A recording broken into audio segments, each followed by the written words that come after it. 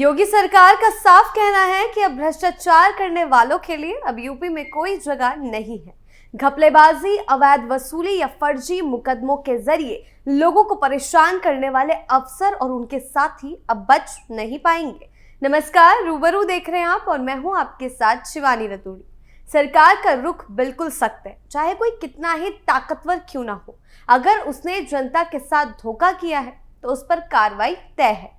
मैनपुरी के डीएसपी ऋषिकांत शुक्ला के निलंबन ने यह साफ कर दिया है कि योगी सरकार जीरो टॉलरेंस फॉर करप्शन की नीति पर चल रही है। भ्रष्टाचारियों और घपलेबाजों को अब किसी भी सूरत में बख्शा नहीं जाएगा। ये वही सरकार है जो हर उस नेटवर्क को जड़ से खत्म करने के इरादे से काम कर रही है जो जनता की मेहनत की कमाई पर डाका डालने की कोशिश करता है। साफ संदेश है, अब यूपी में न रिश्वत चलेगी न रैकेट। कानून का डंडा हर गलत काम करने वालों पर पड़ेगा और कार्रवाई भी कड़ी होगी। इसी के चलते हाल में सुर्खियों में कानपुर के वकील अखिलेश दुबे के करीबियों पर भी सरकार ने गाज गिराई है। क्या कुछ चल रहा है, आइए जानते हैं विस्तार से। अखिलेश दुबे के करीबी पर शिकंजा। सबसे पहले बात जो साफ दिखाई देती है वो है कानपुर के पुलिस व प्रशासनिक दायरों में अचानक एक हलचल मची हुई है। मामला है सर्कल ऑफिसर रहे ऋषिकांत शुक्ला की, जो मूल रूप से पुलिस उप निरीक्षक के पद से शुरू करके प्रमोशन पाते पाते सीओ बन गए और करीब 10 साल तक कानपुर में तैनात रहे।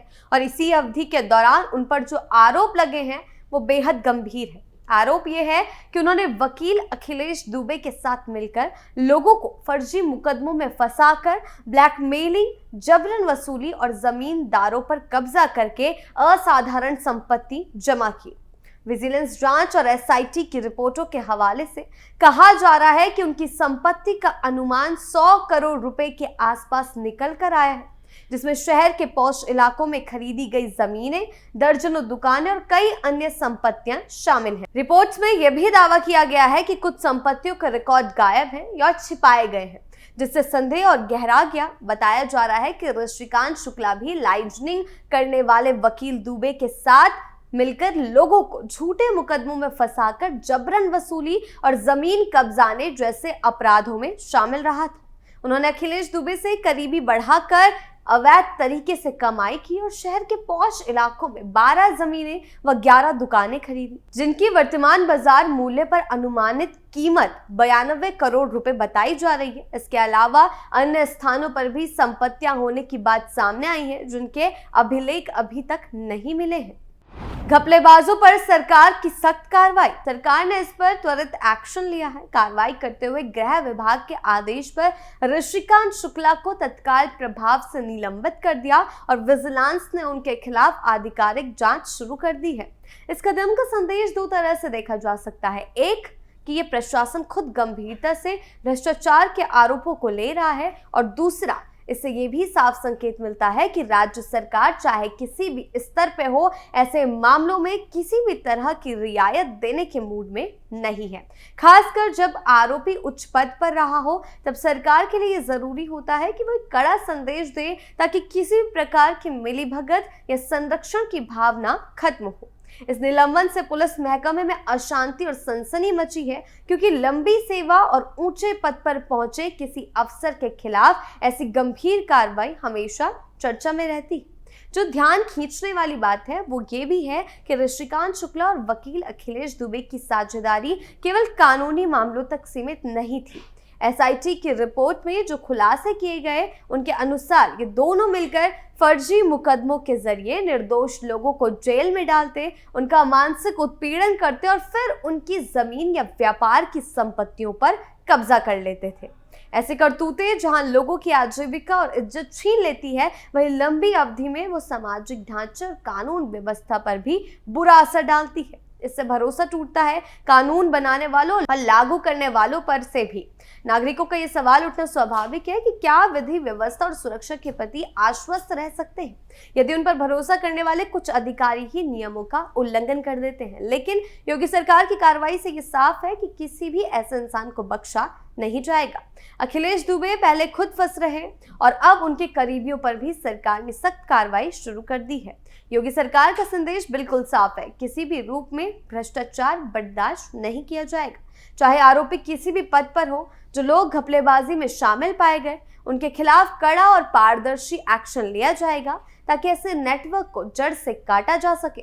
ये कदम साफ संकेत है कि सरकार किसी को भी बख्शने के मूड में नहीं है। जांच के दौरान सामने आई संपत्तियों की संख्या और उनके नाम के पीछे की कहानियां ये है कि रिपोर्ट में आर्यनगर में पड़ोसी के नाम पर खरीदी गई 11 दुकानें और शहर के पौष इलाकों में दर्जनों जमीनों का जिक्र है। अक्सर ऐसे मामलों में आरोप ये भी होता है कि संपत्ति के रिकॉर्ड दूसरों के नाम कर दिए जाते हैं, ताकि वास्तविक मालिक का पता ना चल सके और उनके जो पोलपट्टी है वो ना खुल सके। अगर ये आरोप सही सिद्ध होते हैं तो ये केवल अवैध संपत्ति अर्जन का मामला नहीं रहेगा, धोखाधड़ी, जालसाजी और रिकॉर्ड छुपाने का बड़ा पैटर्न बन जाता है। इसके अलावा ये भी कहा गया कि कुछ जगहों पर तो दस्तावेज ही उपलब्ध नहीं है, जिसका मतलब ये तो है कि वो रिकॉर्ड जानबूझकर छिपाए गए या फिर कोई और गड़बड़ झाला है।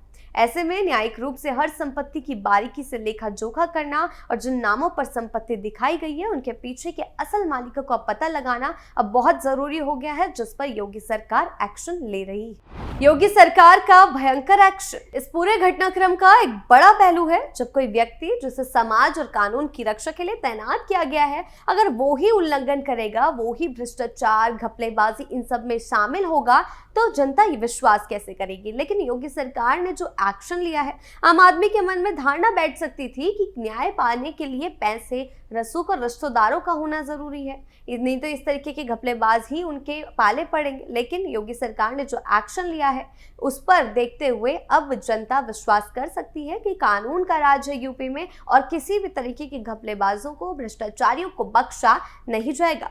योगी सरकार किसी को भी बख्शने के मूड में नहीं है। ये बयान एक साफ संकेत है कि सरकार का दावा है कि वो भ्रष्टाचार को मिटाने के लिए कठोर कदम उठाएगी, लेकिन असल परीक्षा तब है जब ऐसे उच्च पदस्थ लोगों पर भी कार्रवाई की जाए, और यही देखा भी गया है। यदि जांच निष्पक्ष और पारदर्शी हो और इसी तरीके से चलती रही तो ये साफ है कि अब यूपी में कानून का डंका जरूर बचेगा। कानूनी प्रक्रिया के तहत ट्रायल, जमा माल की रिकवरी और दोषियों के खिलाफ दंडात्मक कार्रवाई भी प्रशासन को करने का मौका मिला है और इसी के चलते कार्रवाई की जा रही है।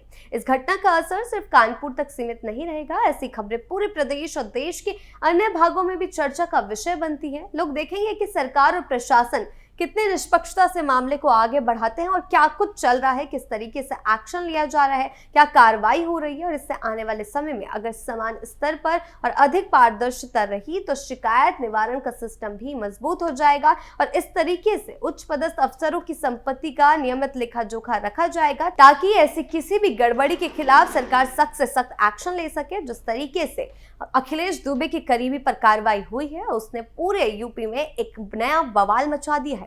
ये पूरा मामला एक चेतावनी भी है और उम्मीद भी कि चेतावनी उन लोगों के लिए जो नियमों को तोड़कर व्यक्तिगत लाभ कमाने की कोशिश करते हैं, और उम्मीद उन लोगों के लिए जो न्याय और कानून में विश्वास रखते हैं कि दोषियों के खिलाफ कार्रवाई संभव है। अब जरूरी ये है कि जांच पूरी निष्पक्षता से हो, सबूतों के आधार पर कार्रवाई की जा रही है और साथ ही साथ ऐसी कार्रवाई की जाएगी कि आगे चलकर कोई भी अधिकारी इस तरह की हरकत ना कर सके और भविष्य में ऐसी घटनाएं दोबारा ना हो। यूपी सरकार का साफ संदेश है, भ्रष्टाचार के खिलाफ अब कोई समझौता नहीं होगा, चाहे अफसर हो या रसूखदार। अगर उसने जनता के भरोसे से खिलवाड़ किया है तो कार्रवाई तय है।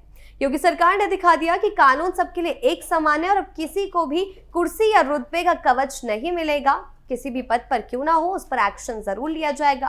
विजिलेंस की जांच आगे बढ़ चुकी है और आने वाले दिनों में और भी नाम बेनकाब हो सकते हैं। साफ तौर पर कहा जाए, ये सिर्फ एक कार्रवाई नहीं है, एक चेतावनी है उन सब के लिए जो सत्ता या यूनिफॉर्म का इस्तेमाल कर गलत मकसद के लिए करना चाहते हैं।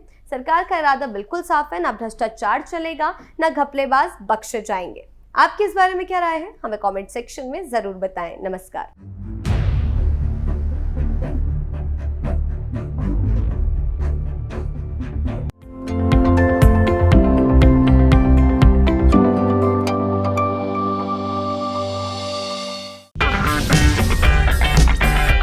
अगर आपको हमारा वीडियो पसंद आया हो तो इसे लाइक करें, हमारे चैनल को सब्सक्राइब करें और हाँ, बेल आइकन दबाना ना भूलें।